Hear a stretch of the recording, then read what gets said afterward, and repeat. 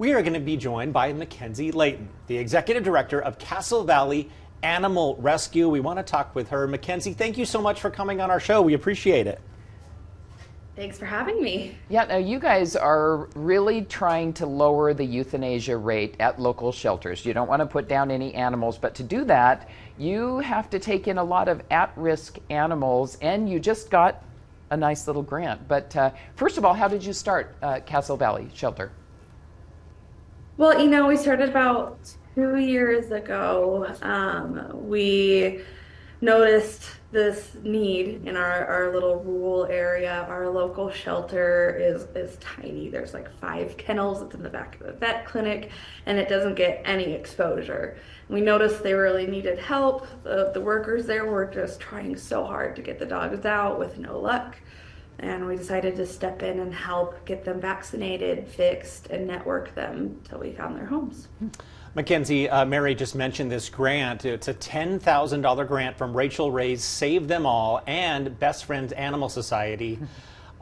First, talk about what it was like to hear the news you're getting that, and then tell us, how does that money help? That was the best moment of my life, I think, finding out we got that grant. We're so grateful. This is what I've wanted to do since I was a little girl, but you can't do it without funding. So I was incredibly grateful for Best Friends for being willing to give us the funding. We are currently a foster-based rescue, which means any animals that we take in go into people's homes instead of having like a physical location, which is really limiting because we're only able to take in a dog if we have somebody who has an open space. Right. So we're going to use this grant money to open an adoption center. It's actually where I am right now in the unfinished building. So we're using that money to finish this up and add some kennels and a cat room so we can take them in, let people come meet them, and it'll really help us bring in, save more animals, turnover. And we talked about taking the at-risk animals. Are there certain animals that you help the most, any that we wouldn't expect? Yeah, our rescue mostly works with dogs. We have a little local cat rescue, Carbon Cat Rescue, that we partner with for taking care of the cats. And sometimes you get like bunnies and reptiles that come through. But I think what surprises people the most is the amount of purebred and exotic animals that come through rescues and shelters. We've had a Shiba Inu, Golden Retriever, Cocker Spaniel, Yorkies, you name it, just in our little rescue.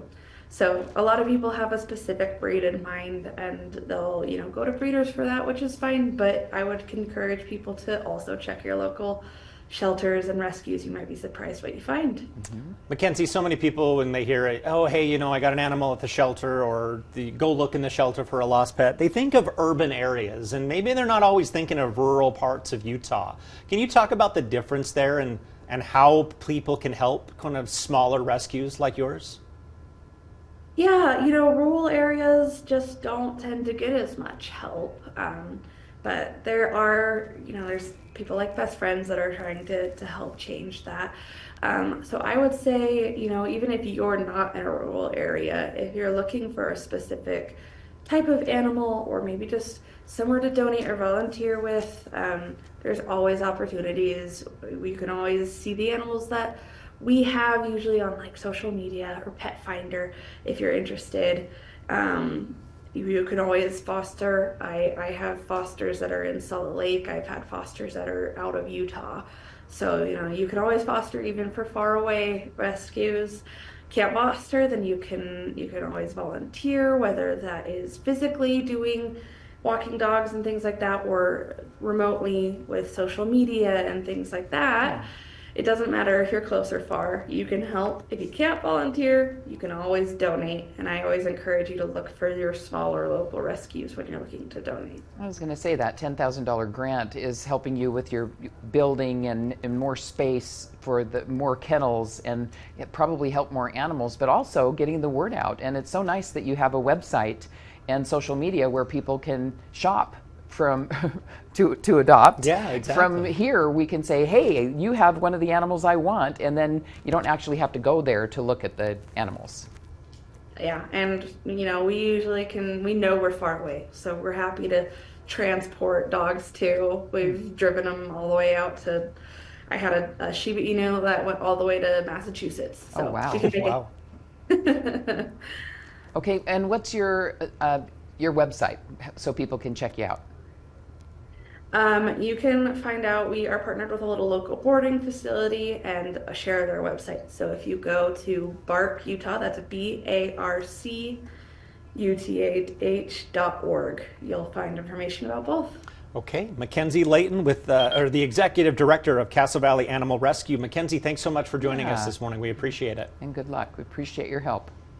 Thank you. You too.